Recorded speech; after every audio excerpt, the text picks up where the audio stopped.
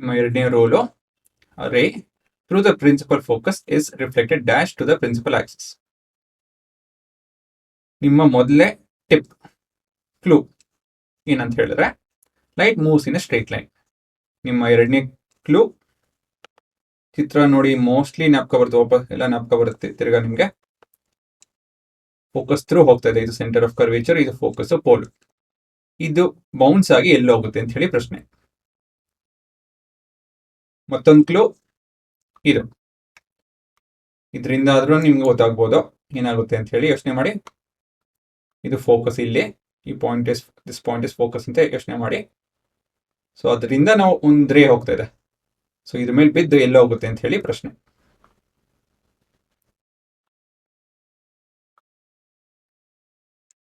It will reflect parallel to the principal axis ಅಂತ ಹೇಳಿದ್ರೆ ಇದು ರಿಫ್ಲೆಕ್ಟ್ ಆಗಿ it will go parallel to the principal axis. ಇದು ಮತ್ತೆ ನಿಮ್ಮ ಪ್ರಿನ್ಸಿಪಲ್ ಆಕ್ಸಿಸ್ ಎರಡು ಪ್ಯಾರಲಲ್ ಆಗಿರುತ್ತೆ. ಸೊ ಇದು ನಿಮ್ಮ ಎಂಥದ್ದು ಪ್ರಿನ್ಸಿಪಲ್ ಆಕ್ಸಿಸ್, ಕೆಂಪು ಲೈನ್ ಇದೆಯಲ್ಲ ಅದು ನಿಮ್ಮ ಪ್ರಿನ್ಸಿಪಲ್ ಆಕ್ಸಿಸ್. ಸೊ ಬೌನ್ಸ್ ಆಗಿ ಈ ರೀತಿಯಲ್ಲಿ ಹೋಗುತ್ತೆ ಅಲ್ವಾ, ಈ ರೀತಿಯಲ್ಲಿ ಹೋಗುತ್ತೆ, ಸರಿನಾ? ಸೊ ಈ ತರ ಒಂದು ರೇ ಹೋಗಿ ಬಿದ್ದು will be parallel to the principal axis. ಇದು ನಿಮ್ಮ ಲಾ. ಸೊ ಲಾಜಿಕ್ ಇದುವರೆಗೂ ಏನ್ ಕಲ್ತಿರೋ ಲಾಜಿಕ್ ಅದೇ ಲಾಜಿಕ್ ಇಲ್ಲೂ ಕೂಡ. If you have a ray going through focus it will go parallel to the principal axis. ಆಯ್ತಾ? ಲಾಜಿಕ್ ಏನಂತ ಹೇಳಿದ್ರೆ, ಲಾಜಿಕ್ ಅರ್ಥ ಮಾಡ್ಕೊಂಡು ಏನ್ ಮಾಡ್ಬೇಕು, ಪಾಯಿಂಟ್ ಆಫ್ ಇನ್ಸಿಡೆನ್ಸ್ಗೂ ಮತ್ತೆ ನಮ್ಮ ಸೆಂಟರ್ ಜಾಯಿನ್ ಮಾಡಬೇಕಾಗುತ್ತೆ. ದಿಸ್ ಇಸ್ ಯೋರ್ ನಾರ್ಮಲ್ ಅಲ್ವಾ, centre of curvature, focus, pole, this is point of incidence. C ಮತ್ತೆ ಇದನ್ನ ಎಂ ಅಂತ ಕರೆದ್ರೆ C M is your normal. Normal ಅಂತ ಹೇಳೋದಕ್ಕಿಂತ ರೇಡಿಯಸ್ ಅಂತ ಹೇಳ್ತೀನಿ. ಇದಕ್ಕೆ ನಾನು ಇವಾಗ ಅಂತ point of incidence tangent draw ಮಾಡ್ತೀನಿ. ಸೊ ಟ್ಯಾಂಜೆಂಟ್ ಮತ್ತೆ ರೇಡಿಯಸ್ ಇಷ್ಟ ಆಂಗಲ್ ಕ್ರಿಯೇಟ್ ಮಾಡುತ್ತೆ 90 ಡಿಗ್ರಿ. ಸೊ ನಾವೇನು ಯೋಚನೆ ಮಾಡ್ಬೋದು ಅಂತ ಹೇಳಿದ್ರೆ, ಈ ಕರ್ವ್ ಮಿರರ್ ಬದಲಾಗಿ ಈ ಪ್ಲೇನ್ ಮಿರರ್ ಯೋಚನೆ ಮಾಡಿದ್ರೆ ಲಾಜಿಕಲಿ ಅರ್ಥ ಆಗುತ್ತೆ. ಆಯ್ತಾ? ಸೊ ಇದು ನಿಮ್ಮ ನಾರ್ಮಲ್, ಈ ಲೈನ್ ಇದು ನಾರ್ಮಲ್, ಇದು ನಿಮ್ಮ ಇನ್ಸಿಡೆಂಟ್ ರೇ, ಇದು ನಿಮ್ಮ ರಿಫ್ಲೆಕ್ಟೆಡ್ ರೇ. So at the point of incidence ನಾನು ಒಂದು ಪ್ಲೇನ್ ಇಮ್ಯಾಜಿನ್ ಮಾಡ್ತು ಅಂತ ಹೇಳಿದ್ರೆ, and if I ignore spherical mirror, ಈ ತರ ಎಲ್ಲ ಮರ್ತೋಯ್ತು ಅಂತ ಹೇಳಿದ್ರೆ, ಅದು ನೋಡೋದು ನಿಲ್ಲಿಸ್ತು ಅಂತ ಹೇಳಿದ್ರೆ ಈ ರೀತಿಯಲ್ಲಿ ನಮಗೆ ಹೊಸ ಚಿತ್ರ ಕಾಣುತ್ತೆ ಅಲ್ವಾ? ಸೊ ಇದು ನಮ್ಮ ಇನ್ಸಿಡೆಂಟ್ ರೇ, ಇದು ನಮ್ಮ ರಿಫ್ಲೆಕ್ಟೆಡ್ ರೇ, ಇದು ನಮ್ಮ normal. So angle of incidence is equal to angle of reflection. ಸರಿನಾ? ಅಷ್ಟು ಕ್ಲೀನಾಗಿ ಇರದೇ ಇರ್ಬೋದು ನನ್ನ ಸಿಮ್ಯುಲೇಷನ್, ಬಟ್ ಲಾಜಿಕಲಿ ಇದು ವರ್ಕೌಟ್ ಆಗುತ್ತೆ. Light will behave this way for a given curved mirror. ಎಲ್ಲಿ ನಿಮ್ಮ ಪಾಯಿಂಟ್ ಆಫ್ ಇನ್ಸಿಡೆನ್ಸ್ ಇರುತ್ತೋ ಅಲ್ಲಿ you can imagine a plane mirror ಈ ರೀತಿಯಲ್ಲಿ. ಸೊ ಲಾಜಿಕಲಿ ಎಲ್ಲ ಕ್ಲೀನಾಗಿ ತಿಳಿಯುತ್ತೆ. ಸರಿನಾ? ಸೊ ಇದನ್ನ ಅರ್ಥ ಮಾಡ್ಕೊಳೋದಕ್ಕೆ ಹೇಗೆ ಒಂದು ಪೇಪರಲ್ಲಿ ಹೇಗೆ ಬರೆಯೋದು, ಹೇಗೆ ಬಿಡಿಸೋದೇನಾ ಅಂತ ಹೇಳಿ ಒಂದು ವಿಡಿಯೋ, ಪುಟ್ಟು ವಿಡಿಯೋ ಇದೆ. ಸೊ ಮೊದಲೇದಾಗಿ ನೀವೊಂದು ಉದ್ದದ ಲೈನ್ ಇಟ್ಕೊಂಬಿಡಿ, ಒಂದು 15 ಸೆಂಟಿಮೀಟರ್ 12 ಸೆಂಟಿಮೀಟರ್ ತೊಂದರೆ ಇಲ್ಲ. ಅದಾಯ್ತು ಅಂದಮೇಲೆ with a gap of 3 centimetre 3 point draw ಮಾಡಬೇಕು. ಸೊ 0, 3 ಮತ್ತೆ 6. ಮುಂದಿನ ಭಾಗ draw an arc of 6 centimetre radius.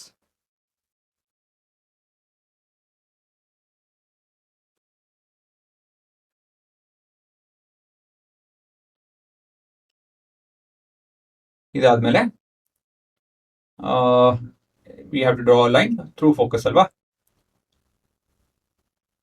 So focus ಇಂದ ಹೋಗೋಂಗೆ ಒಂದು ಇನ್ಸಿಡೆಂಟ್ ರೇ ಡ್ರಾ ಮಾಡ್ತಾ ಇದೀವಿ.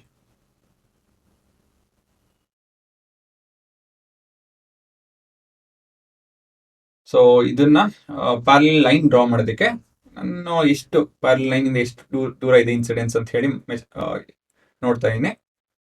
ಅಷ್ಟೇ ದೂರ ಇದ್ರಲ್ಲಿ ಪ್ರಿನ್ಸಿಪಲ್ ಆಕ್ಸಿಸ್ ಇಂದ ಸ್ವಲ್ಪ ದೂರದಲ್ಲಿ ಮತ್ತೊಂದು ಪಾಯಿಂಟ್ ಮಾರ್ಕ್ ಮಾಡ್ತು ಅಂತ ಹೇಳಿದ್ರೆ ಅಲ್ಲಿ ಗೆಟ್ ಅ ಪ್ರಿನ್ಸಿಪಲ್ ಆಕ್ಸಿಸ್ಗೆ ಪ್ಯಾರಲಲ್ ಲೈನ್ ಸಿಗುತ್ತೆ. ಸೊ ಬೇಸಿಕಲಿ ಹುಡುಗರ ಗೊತ್ತಾಗ್ಲಿಲ್ಲ ಏನ್ ಹೇಳಿದೆ ಅಂತ ಹೇಳಿದ್ರೆ ನೋಡಿ ಇಲ್ಲಿ ಇದು 7 ಅರೌಂಡ್ 7 ಅಲ್ಲ, ಸರಿಯಾಗಿ ಇಟ್ಟಿಲ್ಲ ಅನ್ನೋದು. ಇವಾಗ ಇಟ್ಟೆ ನೋಡಿ. ಇದು 7.5 ದೂರದಲ್ಲಿ ಇದೆಯಲ್ಲ ಪಾಯಿಂಟ್ ಆಫ್ ಇನ್ಸಿಡೆನ್ಸು. ಪ್ರಿನ್ಸಿಪಲ್ ಆಕ್ಸಿಂದ ಒಂದಷ್ಟು ದೂರದಲ್ಲಿ 7.5 ಮೆಜರ್ ಮಾಡಿ ಒಂದು ಡಾಟ್ ಇಡ್ತೀನಿ. ಏನಕ್ಕೆ ಉಪಯೋಗ ಬರುತ್ತೆ ಇದು ಅಂತ ಹೇಳಿದ್ರೆ ಪ್ಯಾರಲಲ್ ಲೈನ್ ಡ್ರಾ ಮಾಡೋದಕ್ಕೆ ಉಪಯೋಗ ಬರುತ್ತೆ.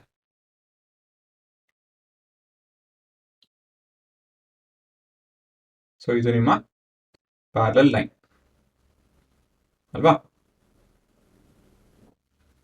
So it's parallel to principal axis. So ಅದು ನಿಮ್ಮ ಇನ್ಸಿಡೆಂಟ್ ರೇ, ಅದು ನಿಮ್ಮ ರಿಫ್ಲೆಕ್ಟೆಡ್ ರೇ. ಇದು ನಿಮ್ಮ ಚಿತ್ರ ಹೇಳ್ಬೇಕು ಅಂತ ಹೇಳಿದ್ರೆ. ಲಾಜಿಕ್ ಅರ್ಥ ಮಾಡ್ಕೊಬೇಕು ಅಂತ ಹೇಳಿದ್ರೆ ಫಸ್ಟ್ ರೇಡಿಯಸ್ ಡ್ರಾ ಮಾಡಿ. So radius to the point of contact. Basically that will be your normal. Normal ಏನಕ್ಕೆ ನಾರ್ಮಲ್ ಆಗಿರುತ್ತೆ? To a mirror which is placed at the point of contact. Okay, ಇಲ್ಲಿ ನಾವು angle of incidence measure ಮಾಡ್ತಾ ಇದೀವಿ. It's around 7 ಅಲ್ವಾ? So 7 degree. So angle of reflection ಕೂಡ ಎಷ್ಟಿರಬೇಕು? ಅದು ಕೂಡ 7 ಇರಲೇಬೇಕು.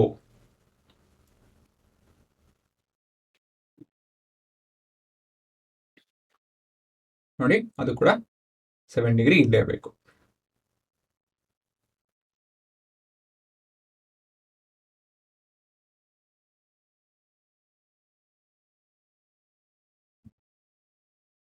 ಇವಾಗ at the point of contact ನಾನು ಒಂದು ಪ್ಲೇನ್ ಮಿರರ್ ಡ್ರಾ ಮಾಡ್ತೀನಿ. ಸೊ ಅದಕ್ಕೋಸ್ಕರ ಸ್ಕೇಲು ಮತ್ತು ಸೆಟ್ ಸ್ಕ್ವೇರ್ ಉಪಯೋಗಿಸ್ತೇನೆ. ಸೊ ಇದನ್ನ ನೀವು ಕಲ್ತಿದ್ದೀರಾ ಅನ್ಕೊಂತೀನಿ. ಕಲ್ತಿಲ್ಲ ಅಂತ ಹೇಳಿದ್ರೆ ಈ ಥರ ಆ್ಯಕ್ಚುಲ್ ಆಗಿ ನಾರ್ಮಲಿ ಈ ಥರ ಡ್ರಾ ಮಾಡ್ಬೇಕು ನಾವು. To any given line set square ಉಪಯೋಗಿಸ್ಕೊಂಡು ಈ ಥರ ಕೂಡ ಡ್ರಾ ಮಾಡ್ಬೋದು. So this is your imaginary plane mirror. So curved mirror ಬದಲಾಗಿ ಅಲ್ಲಿ ಪ್ಲೇನ್ ಮಿರರ್ ಇತ್ತು ಅಂತ ಹೇಳಿದ್ರೆ ಇದೇ ಬಿಹೇವಿಯರ್ ಅಲ್ಲಿ ನಾವು ರಿಫ್ಲೆಕ್ಷನ್ ನೋಡ್ಬೋದು. ಸರಿನಾ? ಸೊ ಈ ತರ ಎಲ್ಲ ಶೇಡ್ ಮಾಡೋದು ಮರೀತು ಅಂತ ಹೇಳಿದ್ರೆ ಅದಕ್ಕೂ ಮಾರ್ಕ್ಸ್ ಕಟ್ ಮಾಡ್ತಾರೆ. ಸೊ ಹಾಗಾಗಿ ಸಣ್ಣ ಪುಟ್ಟ ವಿಷಯಗಳು ಮರೆಯಕ್ಕೆ ಹೋಗ್ಬೇಡಿ. ಸೊ ದಟ್ ಈಸ್ 90 ಡಿಗ್ರಿ ಅಲ್ವಾ? ಮಿರರ್ ಮತ್ತೆ normal makes an angle of 90 degree. ಪೂರ ನೋಡಿದ್ರೆ ತಾನೆ ಎಲ್ಲ ಅರ್ಥ ಆಯ್ತು ತಾನೆ? ಫಸ್ಟ್ ಮತ್ತೆ ಸೆಕೆಂಡ್ ಲಾ. ಇವಾಗ ಇದನ್ನ ಪಾಸ್ ಮಾಡಿಕೊಂಡು ಕಂಪೋಸು ಪ್ರೊಟ್ರಾಕ್ಟರು ಒಂದ್ಸತಿ ಅಷ್ಟೇ, 100 ಸತಿ ಏನು ಮಾಡಕ್ ಹೋಗ್ಬೇಡಿ. ಇದೇ ಒಂದೇ ಸತಿ ಅಚ್ಚುಕಟ್ಟಾಗಿ ಮಾಡಬೇಡಿ, ನೀವು ಯಾವತ್ತೂ ಮಾಡಂಗಿಲ್ಲ ನೆಕ್ಸ್ಟ್. ಸೊ ಕಂಪೋಸು ಪ್ರೊಟ್ರಾಕ್ಟರ್ ಏನೇನಿದೆ ಅದನ್ನೆಲ್ಲ ತೆಕ್ಕೊಂಡು ಪೆನ್ಸಿಲು ಎಲ್ಲ ತೆಕ್ಕೊಂಡು ಬರ್ಕೊಂಬಿಡ್ರು.